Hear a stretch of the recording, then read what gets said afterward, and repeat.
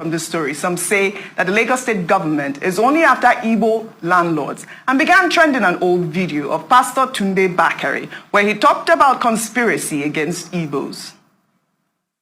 I was at a meeting a few days back last week, and they said, the Igbos, we must find a way of checkmating them. I sat there in the midst of them, and the man said, you are not even saying anything. I said, what is the offense? He said, they are bought everywhere in Lagos. They are buying and buying. And I said, when they came with gun and shot your people, but your people collected money for the purchase.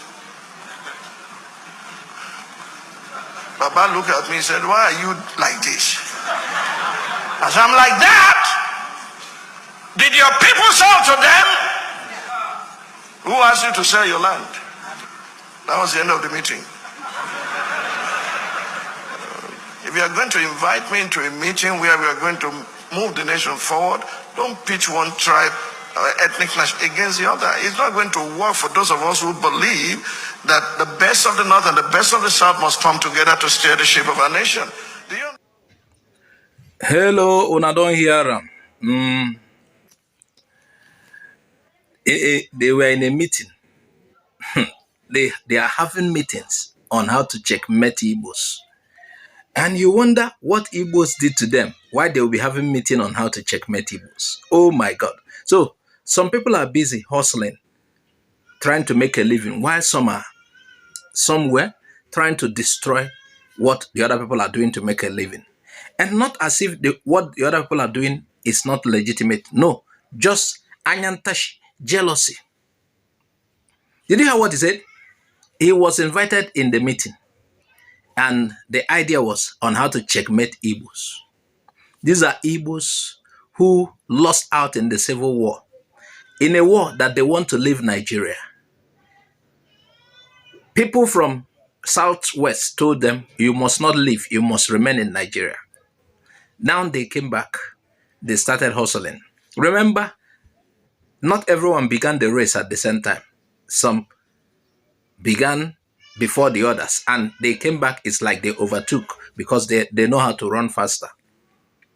Now, I've asked this question severally.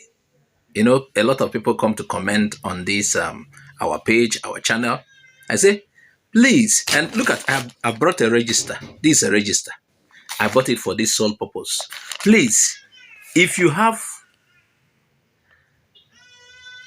where you noticed any Igbo man that has taken any property in Lagos from Yoruba or from Yoruba land by force, please, we want to start seizing those properties. Once they have taken it by force from you Yorubas, please report them. We will help take it by force from them. I like the question Bakare asked. Did they put gun on you? Were those properties taken at gunpoint? No. Those properties were gotten with hard-earned money at exorbitant prices. They worked hard. They worked very hard. And they bought those properties.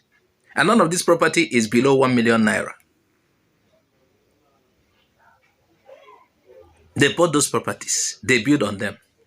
And you know what pains me? Some of these properties are not in an area that is marked. You know, this attack on Ndigbo is not just by the common people too.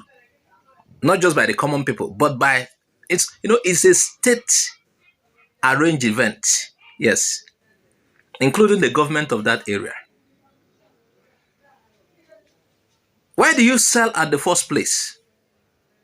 You sell to make money. And the person buys at such a very high price. And you want to collect it. Let me tell you why this country is cost. I'm sorry to say this. Now, the cost will apply to you if you change, if you are a good person. If you are a good person, if you are not in support of what is going on, the cost will not apply to you. But this country is cost. Should I make the pronouncement? It's already there. Karma works. Karma works. If you want to hold us down, you cannot go anywhere. you will continue to suffer defeat until you do the right thing. This country is cursed. You say we cannot rule. We have good managers of the economy. You say we cannot get there. You say we cannot reside in any part of this country freely. You tell us who to vote by force, despite that we pay our taxes and we do what we are supposed to do. You say we cannot participate, do what other people are doing as members of this country. You say we cannot have equal rights. You want to make us second-hand citizens in this country? We want to leave. You say no. This country will be dragged around. It can never move forward until the rest of Nigerians do the right thing. This country is cursed until you change. Yes, for those who are sincere, who want to change, who are not part of this evil against a particular ethnicity, the curse does not apply to them. But if you're part of this to bring Igbo people down, it applies to you. You cannot move any forward. Karma will continue to work on this country. You think after people sweat, struggle, survive, buy properties, though we are encouraging them not to buy again, we are encouraging them to stop buying. But for you to wait, okay, just to be at the end of the day, they must leave this property for you. What they bought with their hand-earned money, including you, the governor, who is doing whatever you like. God will deal with you. Karma will deal with you.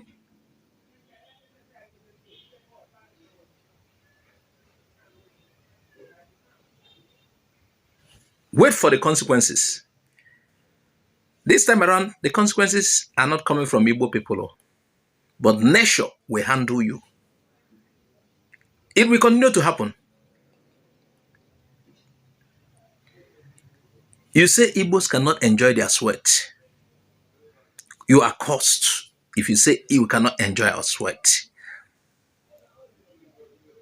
You see what is happening? Look at the present leadership. Igbo man must not rule, Abi. The other side have been, okay, the northern side, Igbo man will not rule. Now the south, part of the south is saying so too. At your own peril. At your own peril. Unless you are not part of the evil.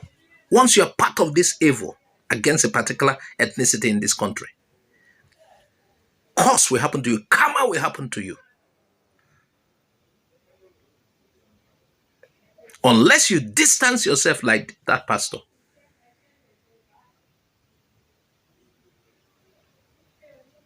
You are going nowhere.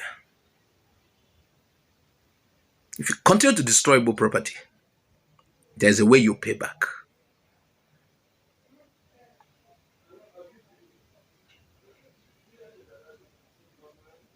Again, before I go, show me where Igbo people have taken what belongs to you by force.